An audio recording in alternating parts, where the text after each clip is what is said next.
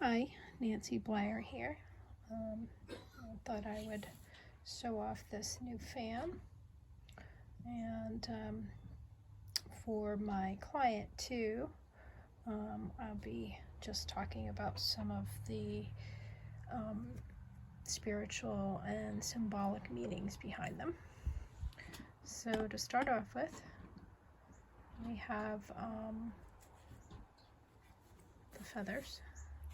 They're swan. Swan is the energy of connection with heaven and earth.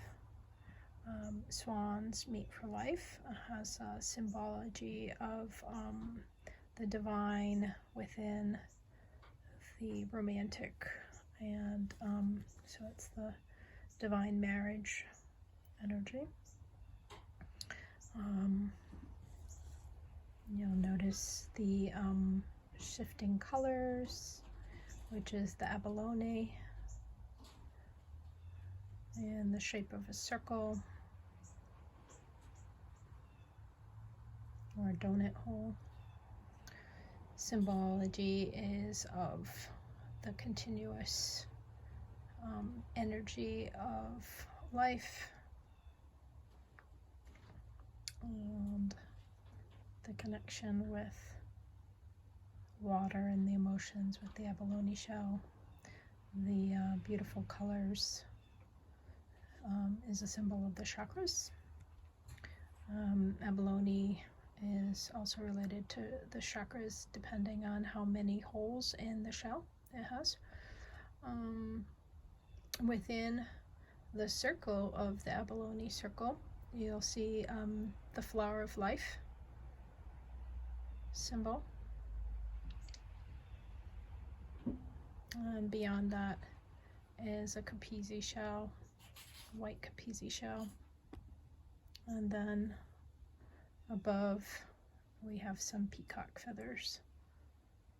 This person's energy is very has royalty. Peacock is a symbol of the royal energy, connection with the sixth chakra, the third eye.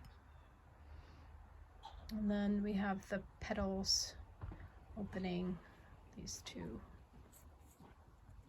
petals around it of the opening of the eye. And then within that, I don't know if you can really see it, my lighting is a little on the dark side. This is mostly for myself and for my client so that she understands the different symbolism that I use. There's a small Buddha. He was also shell.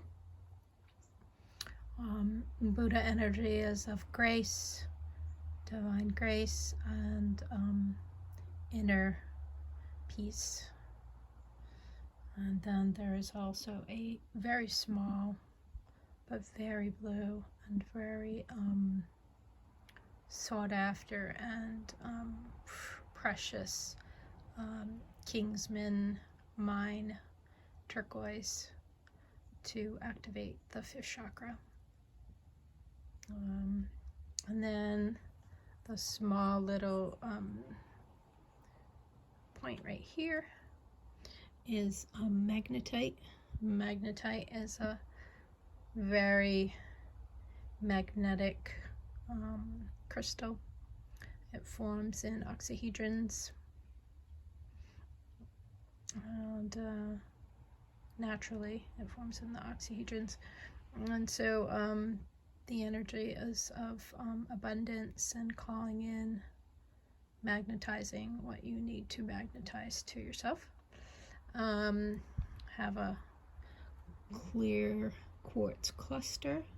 It's a bit on the milkier side. Quartz is an amplifier. It has a somewhat of a heart shape. And clusters in general is symbolic of group energy.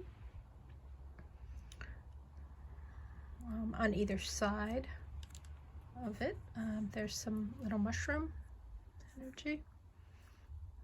These are shelf mushrooms. And then the pyramid, the pyramidal shape is, I don't know if you can get a closer view of it. It has green in there. It's like a dendritic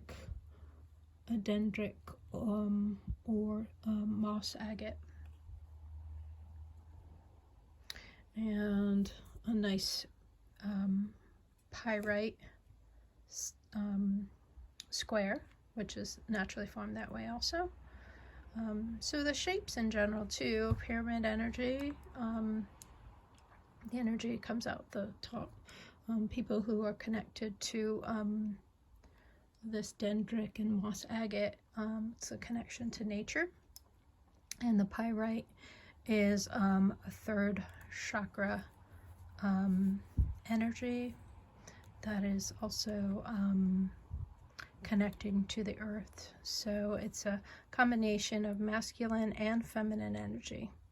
Masculine energy of the sun. Pyrite is connected with the solar energy, but because it grows in the earth, it's also connected to feminine energy. And then below the pyrite, you'll see another cluster. This is there's a little tinge of blue in some of the points on it. It's known as a blue phantom quartz cluster. And then we have a little bit more of this abalone, a little pink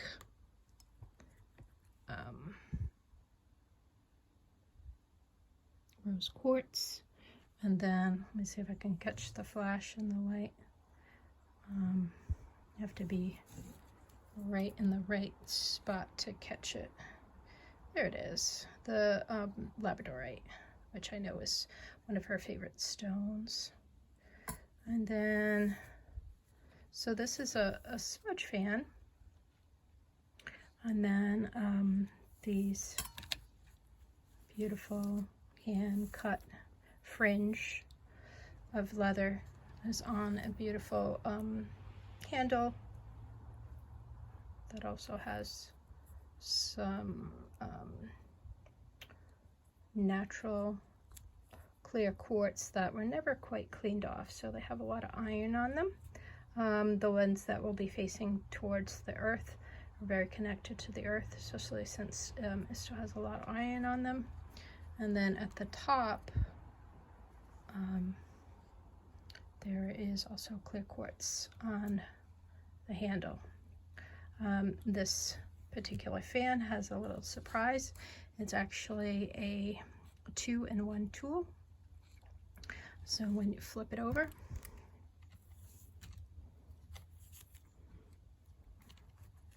these fringes can be, you can take it off. Let's see. It's hard to clip it while I'm around this. Okay, so here we go. So I got that free. And then these fringe can be flipped around like I had them, or they can be loose. And so she can use this fan on the handle or by just holding it. It also has a belt loop, so it can be worn on a thin belt too. Close that up, and then it's more comfortable to hold that way.